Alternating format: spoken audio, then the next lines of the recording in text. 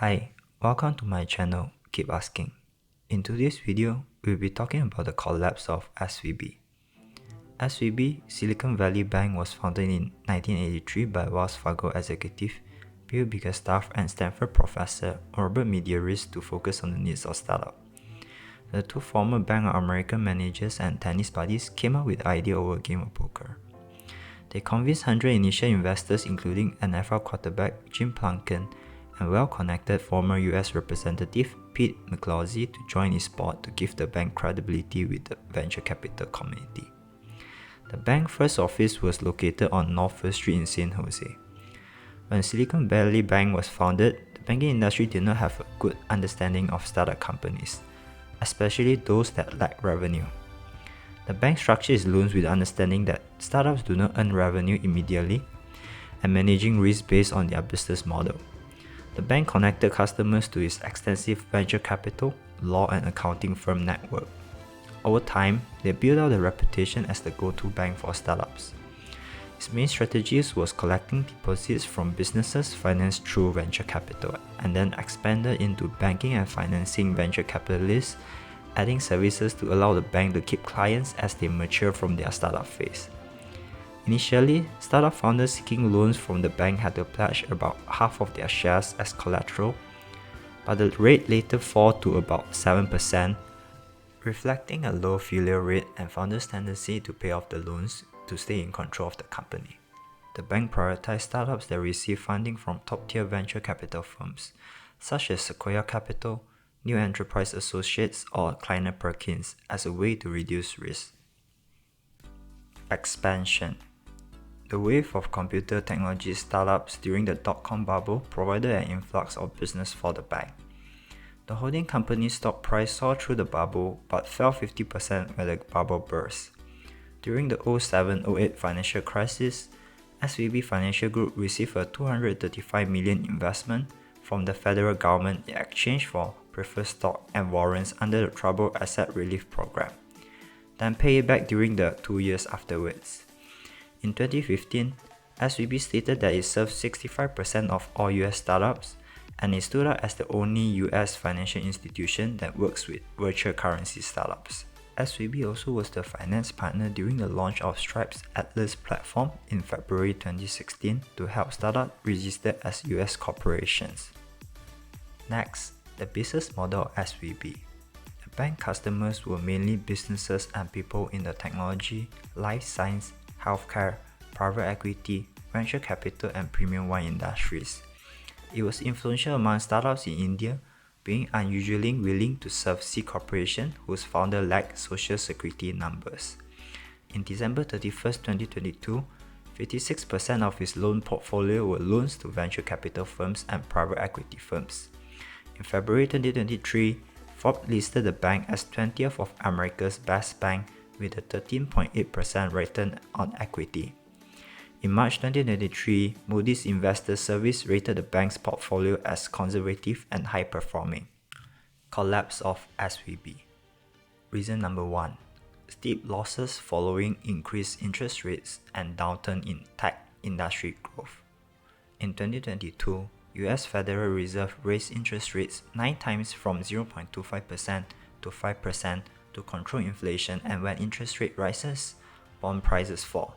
So, in 2022, SVB began to incur steep losses following increased interest rates, with the bank heavily concentrated in long-term treasury bonds. Affected by the inflation and increased interest rates, tech industry, especially startups, which are the main clients of SVB, experienced a downturn in growth and had to lay off employees to cut operating expenses to survive. Of course, when interest rate increases, tech company borrowing costs increase, and they need to withdraw more cash towards repaying debts. At the same time, they are having troubles raising new funds as venture capital funds dry up caused by the increase in interest rates. All this caused a deposit outflow for SVB, and depositors' requests for high interest rate return on their deposits just worsened this situation. This situation further reduces the cash on hand for SVB. Reason number 2. Poor risk management. As SVB benefited from a decade of almost zero interest rates, as billions of money poured into the bank through tech venture capital, and pandemic further increases this inflow of money as more investors pour more money into tech, as tech was one of the few blooming industries during the lockdown period. SVB had so much money during 2020 and 2021 and they don't know what to do about it. So looking for a higher return, they put most of their money into long-term treasury bond for a higher return, which in theory is the safest asset in the world as the borrower is US government, which on theory will never default. The only possible downside will be liquidity. As it is long-term treasury bond, it's best to hold it long-term until the bond is realized. However, in 2022, the Fed raised interest rate aggressively from 0.25% to 4.75%. This caused the price of the bond to depreciate by a lot as the interest rate rises. To understand this concept, imagine that if the interest rate is 4.75% right now, bond buyers can purchase a 10-year treasury bond with a face value of 100 with 4.75% interest return. Why would they want to spend $100 to purchase the same bond but with the interest rate of 0.25%, which they will collect lesser interest rate return? Hence, to sell the bond with lower interest rate, the bond price has to be lower to be attractive to the investors. Take for example, the bond with 0.25% interest rate return right now would need to sell for $80, a 20% decrease in price. However, it is all unrealized loss on paper if the bank does not sell the bond. They can just hold it until the bond matures, which might be 10 years later, and collect the full face value of the bond, which is $100, and with the interest rate in between the period. However, SVB was forced to sell these bonds at a loss as depositors were withdrawing their deposits to seek for higher interest rate return elsewhere, and tech companies are also withdrawing their cash to repay debts and operating expenses, causing SVB to have not enough cash on hand to accommodate this withdrawal request.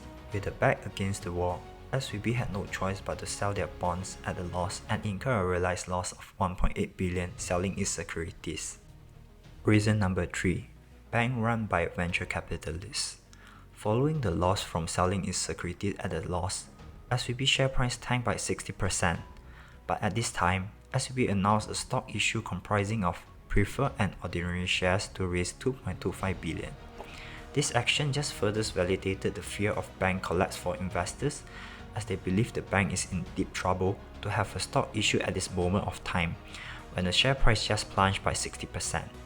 Venture capitalists led by Peter Thiel, a prominent and influential venture capitalist, he co-founded PayPal and invested in Facebook during its earliest days, and his venture capital fund Founder Funds urged the startup he invested in to pull out their funds from SVB through tweets on Twitter. This action further spreads the fear across the tech startup in Silicon Valley and SVB clients, which mainly are tech startups.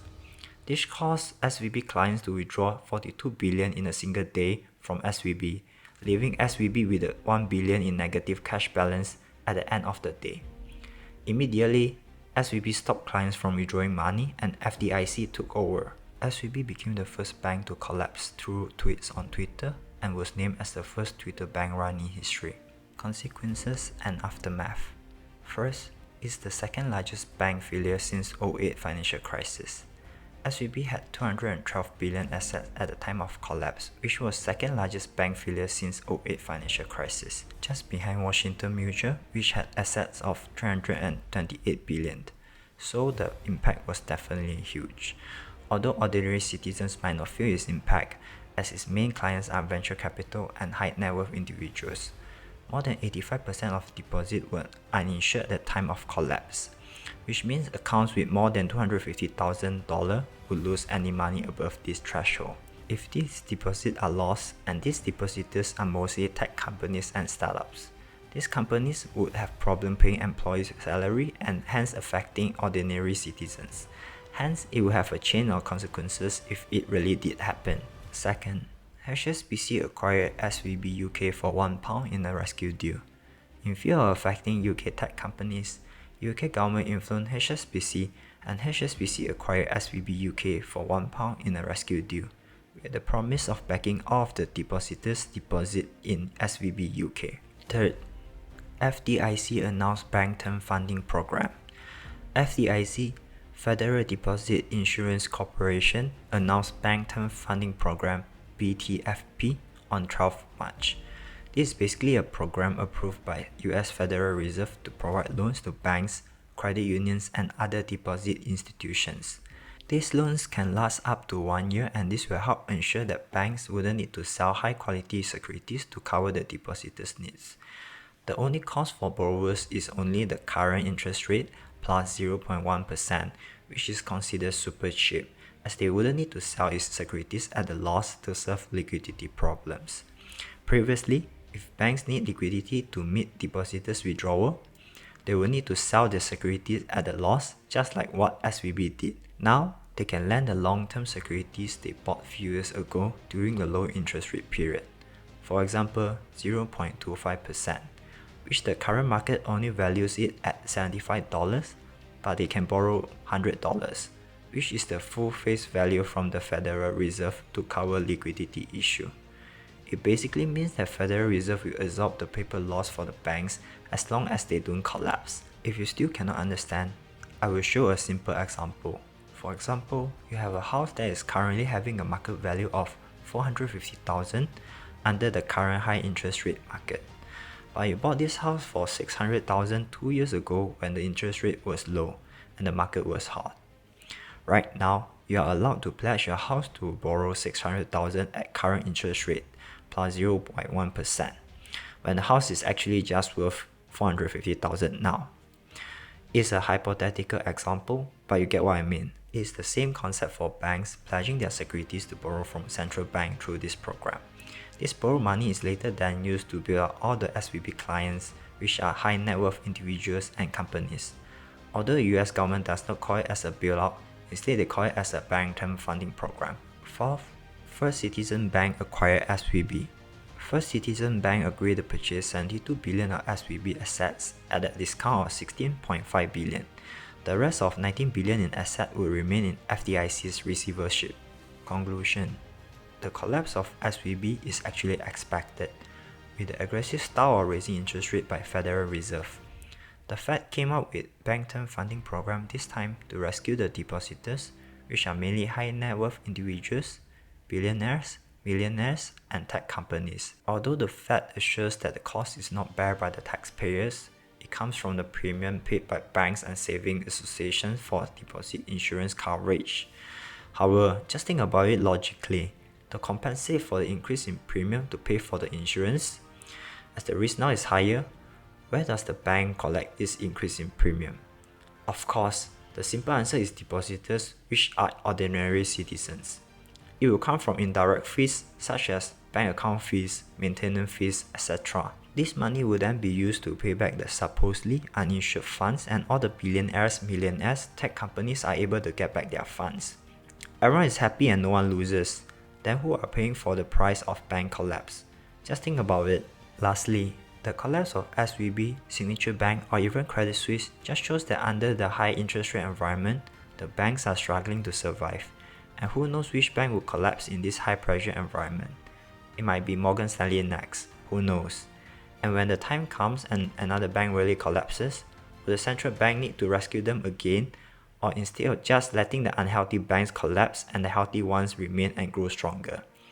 If the Fed continues to raise interest rate, it is highly possible that another bank will collapse again, unless the bank borrow more money through the bank term funding program. We will see. Till next time, thank you for listening. Subscribe if you like my channel.